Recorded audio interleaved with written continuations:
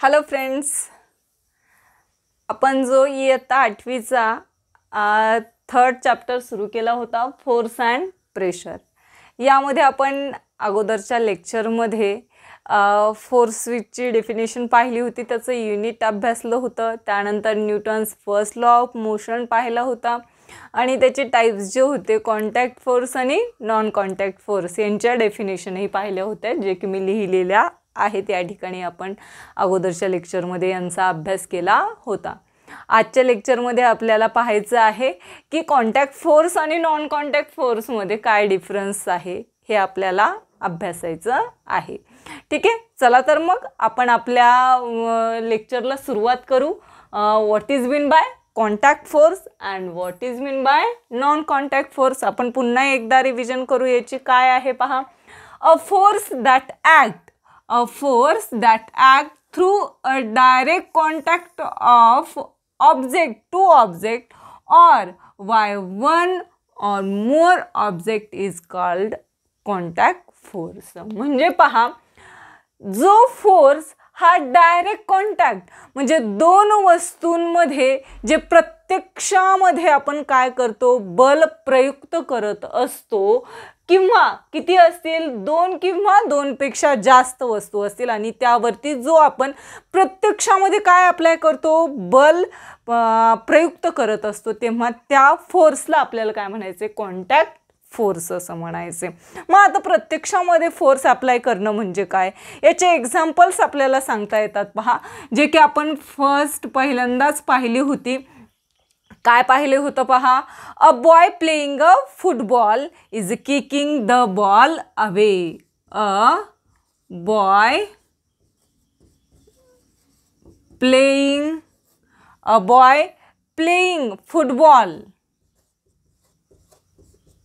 Football is kicking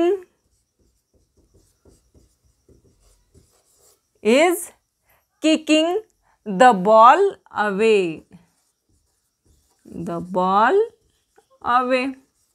म्हणजे तो मुलगा काय करतोय, फुटबॉल खेळतोय आणि किक केल्यामुळे तो बॉल काय केला, दूर गेला. हे कोणतं डायरेक्ट कॉन्टॅक्ट आला बॉल आणि त्याच्या लेग्समध्ये त्या बॉयच्या. म्हणजे हा कोणता फोर्स झाला, कॉन्टॅक्ट फोर्स झाला. आणखी आपण आणखी एक्झाम्पल पाहिलं होतं पहा.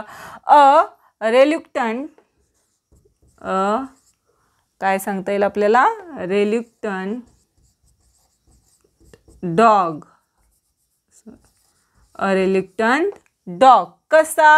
कसा राहिलेला रे कुत्रा, जो काही तटून राहिलेला बसलेला जो कुत्रा आहे, काय होतो, इज बीइंग पुल्ड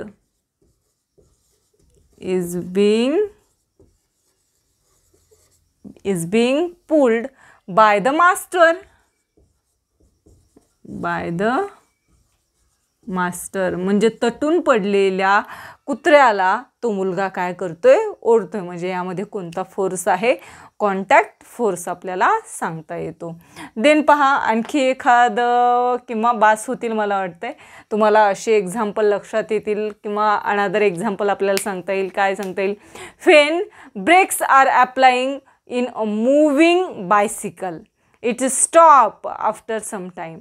काय होतं रे, एखादी बायसिकल जर चालू असेल तर तिला आपण ब्रेक लावतो आणि ती काय होते, स्टॉप होते. म्हणजे आपण काय करतो, अप्लाय करतो की नाही, फोर्स अप्लाय करतो. म्हणजे डायरेक्ट कॉन्टॅक्ट येतं ब्रेकमध्ये आणि आपल्या हँड्समध्ये.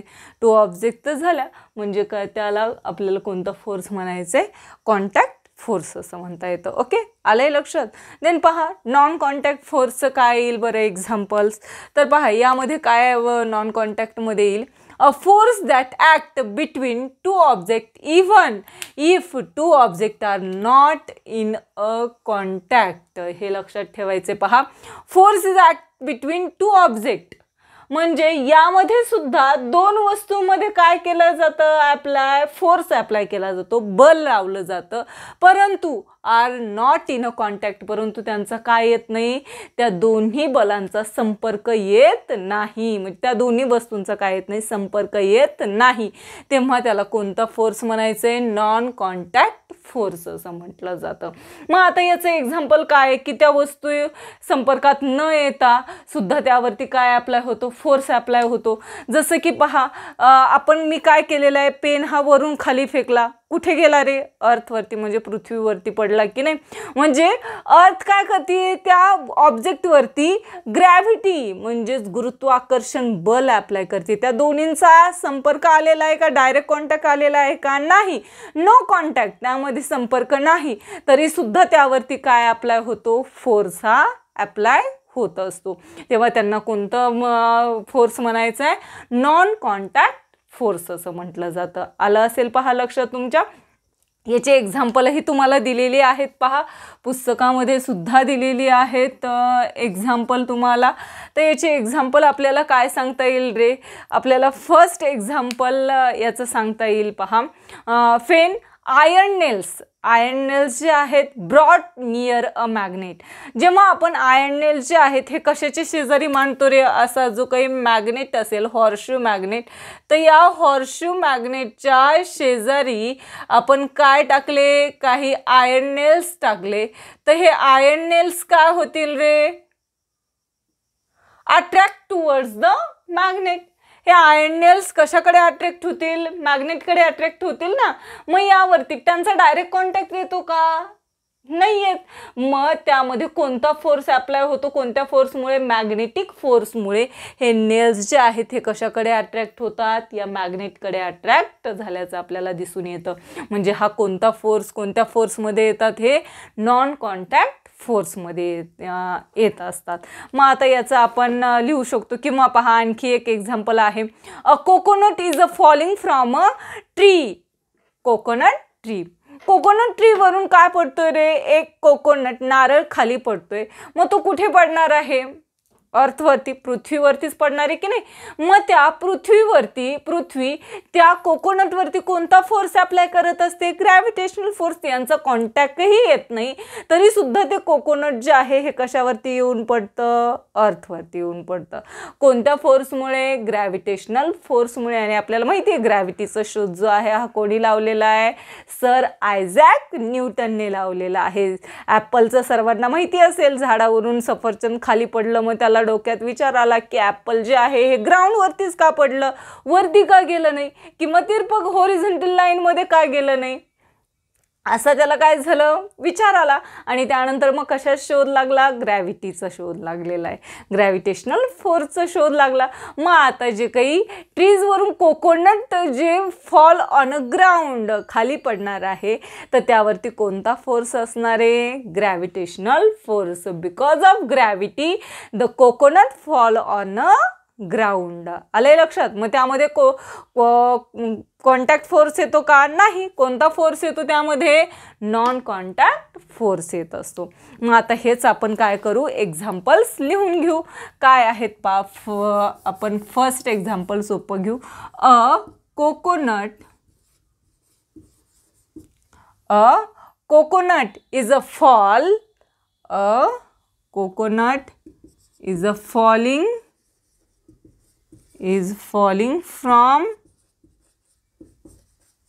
the coconut tree. त्यानंतर सेकंड एक्झाम्पल काय सांगता येईल, iron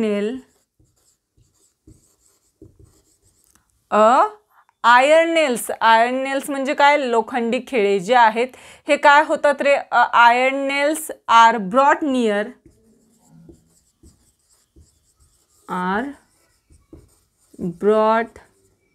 near a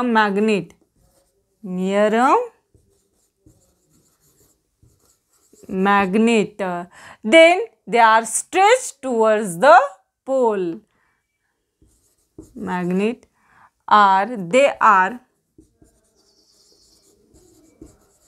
They are stretched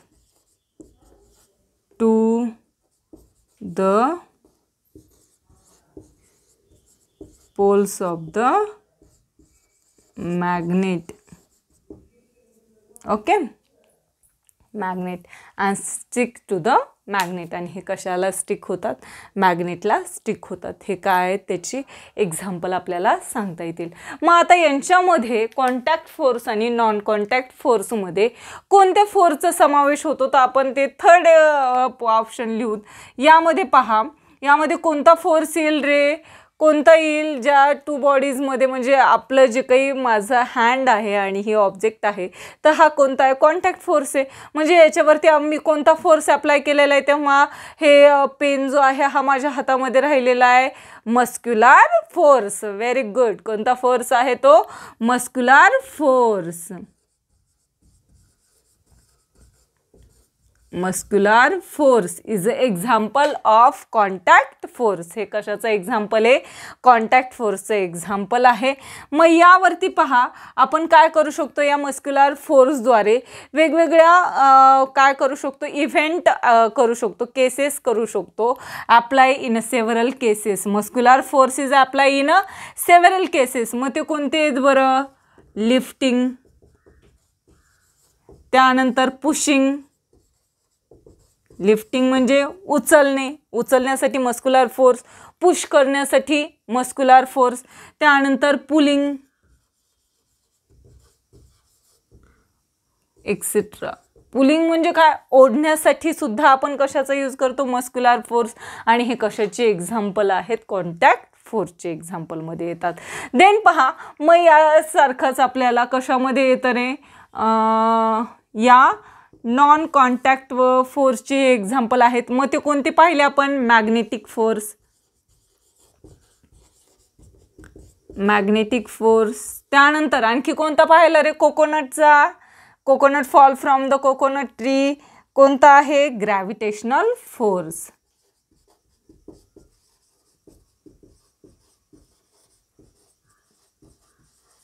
then आणखी एक आहे पहा, तो कोणता आहे? Electromagnetic force etcetera. These are the example of non contact force. आता इलेक्ट्रोमॅग्नेटिक फोर्स, विद्युत चुंबकीय बल, हे कसं? आपल्याला माहिती आहे, कोंब सगळ्यांना माहिती आहे, कंगवा. ज्यावेळेस आपण हेअर्सवरती रब करतो आणि रब केल्याच्या नंतर जे काही पेपर पीस असतात तर त्याच्या जवळ नेल्याच्या नंतर ते पेपर पीस कशाकडे अट्रॅक्ट होतात रे? अट्रॅक्ट टुवर्ड्स द कोंब. का? कारण की त्या कोंबवरती शॉर्ट टाईम म्हणजे थोड्या काळापुरता कोणता फोर्स तयार होत असतो? इलेक्ट्रोमॅग्नेटिक फोर्स तयार होतो. आणि त्यामुळेच जे पेपर पीस असतात हे कशाकडे अट्रॅक्ट होतात? अट्रॅक्ट टुवर्ड्स द कोंब, म्हणजे त्या कंगवा जो असतो त्याच्याकडे आकर्षित झाल्याचं आपल्याला दिसून येतो. आणि हे कशामुळे? Due to the electromagnetic force, विद्युत चुंबकीय बलामुळे हे घडून येत असतं. यामध्ये कॉन्टॅक्ट, डायरेक्ट कॉन्टॅक्ट आपल्याला दिसून येत नाही. आणि त्यामुळे ते कोणत्या फोर्समध्ये येतात? नॉन कॉन्टॅक्ट फोर्समध्ये येत असतं. हे लक्षात आले असेल पहा, कॉन्टॅक्ट फोर्स आणि नॉन कॉन्टॅक्ट फोर्स यांच्या डेफिनेशन, त्यांचं एक्झाम्पल, आणि आपल्याला 3-3 पॉईंट आपण यामध्ये लिहू शकतो. डिफरन्स बिटवीन आला तर अशा प्रकारे तुम्हाला लिहिता येऊ शकतं. आता यामध्ये आपण हे पाहिलं पहा, कोणते फोर्स जे आहेत हे कॉन्टॅक्ट फोर्समध्ये येतात आणि कोणते जे फोर्स जे आहे ते नॉन कॉन्टॅक्ट फोर्समध्ये येतात हे आपण पाहिलं. परंतु असा एक फोर्स आहे जो की आपल्याला डेली लाईफमध्ये आपण त्याचा यूज करत असतो. आणि तो कोणता फोर्स आहे बरं? आहे का कुणाच्या लक्षात? Frictional force. कोणता आहे तो? फ्रिक्शनल फोर्स म्हणजे घर्षण बल. घर्षण बलाचा आपण आपल्या डेली लाईफमध्ये यूज करत असतो. आहे कुणाच्या लक्षात? पहा, कशासाठी आपण यूज करतो रे? जर एखादा बॉल आपण कशावरती? टेबलवरती ठेवला. When a ball is kept on a table and push a little, आपण त्याला थोडंसं काय केलं? पुश केलं, म्हणजे जर ढकललं तर काय होतं रे? It move ahead and get slow and stop. त्यानंतर तो काय होतो? थोडासा पुढे जातो आणि त्यानंतर त्याची मोशन काय होते? स्लो होते आणि नंतर काय होतो? तो स्टॉप होतो, म्हणजे थांबतो.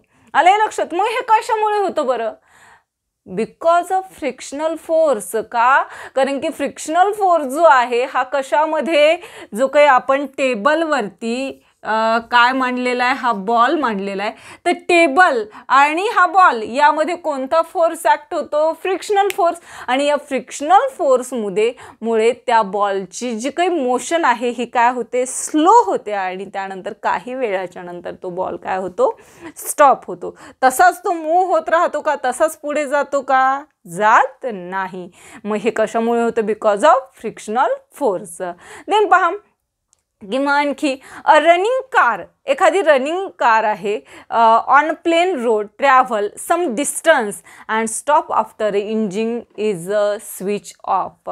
जेव्हा पहा एखादी कार काय होती, एका प्लेन रोडवरती धावतीये आणि त्याचं इंजिन काय झालं, स्टॉप झालं म्हणजे बंद पडलं, तर ती काही अंतरावरती गेल्याच्या नंतर काय होते, स्टॉप होते, थांबते. त्याला आपल्याला काय करावं लागत नाही, एखादा फोर्स अप्लाय करावं लागत नाही, कारण की त्यामध्ये ते कारचे टायर आणि रोड यामध्ये कोणता फोर्स आलेला असतो, फ्रिक्शनल फोर्स, घर्षण बल निर्माण झालेलं असतं आणि त्यामुळे ती कार काय होते, स्टॉप होत असते. आणि हे कशामुळे होतं, बिकॉज ऑफ फ्रिक्शनल फोर्समुळे घडून येत असतं. मग पहा, जर आपण विचार केला, जर फ्रिक्शनल फोर्सच नसेल, absence of frictional force, frictional फोर्सच नसेल तर ती कार स्टॉप होईल का, नाही होणार. जो काही बॉल आपण टेबलवरून काय करणार आहे, पुश करणार आहोत, थोडंसं ढकलणार आहोत, तर तो मोशनमध्ये आल्याच्या नंतर स्टॉप होईल का, होणार नाही, कारण की त्यामध्ये काय नाही आहे, फ्रिक्शनल फोर्स कसा आहे, अब्सेन्स आहे. मग फॉर एक्झाम्पल आपण चालू शकतो का रे, वॉक करण्यासाठी आपल्याला चालण्यासाठी कशाची आवश्यकता असते, फ्रिक्शन फोर्सची आवश्यकता असते, सर्वांना माहिती आहे. पहा, जर आपलं ग्राउंड आणि आपले लेग्स यामध्ये जर फ्रिक्शनल फोर्स नसेल तर आपण काय होत, खाली पडू, ठीक आहे, आपल्याला चालता येणार नाही. परंतु जर जेव्हा फ्रिक्शन फोर्स असतो तेव्हा आपण काय करू शकतो, रन करू शकतो, वॉक करू शकतो, ओके, चालू शकतो, पळू शकतो. हे कशामुळे, because of frictional force. But in that time frictional force is absence. जर त्यावेळेला फ्रिक्शन फोर्स हा अब्सेन्स असेल तर आपण काय करू शकतो रे, we will sleep and will not to be able to walk. आपण काय हो, स्लीप म्हणजे खाली घसरून खाली पडू आणि आपल्याला त्यामुळे काय, फ्रिक्शनल फोर्स जर नसेल तर आपण चालू शकत नाही. हे लक्षात ठेवायचं आहे. पहा, फ्रिक्शन फोर्समुळे होत असतं हे सगळं. अँड देन पहा, हे फ्रिक्शन फोर्स काय, when object in a motion, एखादी वस्तू कशी असेल, मोशनमध्ये असेल, have friction force acting on them which is acting the direction opposite to the direction of motion. पहा, फ्रिक्शन फोर्स जो आहे ह्या डायरेक्शन ऑफ मोशन म्हणजे गतीच्या विरुद्ध दिशेने काय करतो, त्यावरती फोर्स हा अप्लाय करत असतो. म्हणजे त्या वस्तूची गती ज्या दिशेने आहे त्याच्या अपोजिट डायरेक्शनने त्यावरती काय अप्लाय करतो, फ्रिक्शन फोर्स हा अप्लाय केला जातो आणि त्यामुळे ती ऑब्जेक्ट जी आहे ही काही अंतरावरती गेल्यावरती काय होते, स्टॉप झाल्याचं आपल्याला दिसून येत असते. आलंय लक्षात. आणि हे जे काही आपण तुम्ही ज्या वेळेस वॉक करत असता तेव्हा जर काय असेल रे, एखादं बनाना पील म्हणजे केळीचं सालपट जे आहे हे जर खाली पडलेलं असेल आणि आपला पाय त्यावरती जर पडला तर आपण काय हो, स्लिप होऊन खाली पडू का, कारण की जे काही ग्राउंड आणि आपला लेग ज्या यामध्ये जो फ्रिक्शन फोर्स असतो तो काय होतो रे, या ठिकाणी रिड्यूस होतो म्हणजे कमी होतो आणि त्यामुळे आपल्याला काय असते, स्लिप होण्याची जास्त शक्यता असते. किंवा कशामध्ये, one can slip due to the mud. Mud म्हणजे काय, चिखलामध्येही आपली घसरून पडण्याची शक्यता असते, कारण की त्यावेळेसही काय होतो, फ्रिक्शन फोर्स जो आहे या दोन्ही केसेसमध्ये फ्रिक्शन फोर्स कसा झालेला असतो, कमी झालेला असतो, रिड्यूस झालेला असतो आणि त्यामुळे आपण काय करू शकतो, स्लिप होऊन खाली पडू शकतो. मग आता यावरती पहा, या फ्रिक्शन फोर्सवरती तुम्हाला क्वेश्चन विचारला जाऊ शकतो, give one example in which friction force is useful. म्हणजे एखादं एक्झाम्पल द्या ज्यामध्ये काय फ्रिक्शन फोर्स हा युजफुल आहे. मग काय करू शकता तुम्ही, त्याचं एक्झाम्पल आपल्याला सांगता येईल कोणतं, while walking or the push the ground behind our feet. Okay, in absence of friction of ground and the lower surface of our feet, it will sleep and will not able to walk. हे काय त्याचं example आपल्याला सांगता येतं friction फोर्सचं. Okay, एवढा भाग तुम्हाला समजलेला असेल, कॉन्टॅक्ट आणि नॉन कॉन्टॅक्ट फोर्स, त्यानंतर फ्रिक्शन फोर्स. तर आपण उरलेला जो भाग आहे तो आपण नेक्स्ट लेक्चरमध्ये अभ्यासू. हे व्यवस्थित सर्वांनी व्हिडिओज पाहायचे आहेत आणि याचा व्यवस्थित अभ्यास करायचा आहे. जे मी फळ्यावरती लिहून देते ते तुम्ही लिहून घ्यायचं आहे. याच काय तुम्हाला नोटच्या स्वरूपामध्ये हेच तुम्हाला काय करायचं आहे, लिहून घ्यायचं आहे. आणि हेच तुम्ही याचाच व्यवस्थित अभ्यास केला, पाठांतर केलं तर तुम्हाला मार्क हे नक्कीच चांगले मिळून जातील. ओके, या ठिकाणी आपण थांबू. नेक्स्ट लेक्चरमध्ये आपण balance and non balance unbalance force जे आहे याविषयी अभ्यास करणार आहोत. सर्वांना बाय.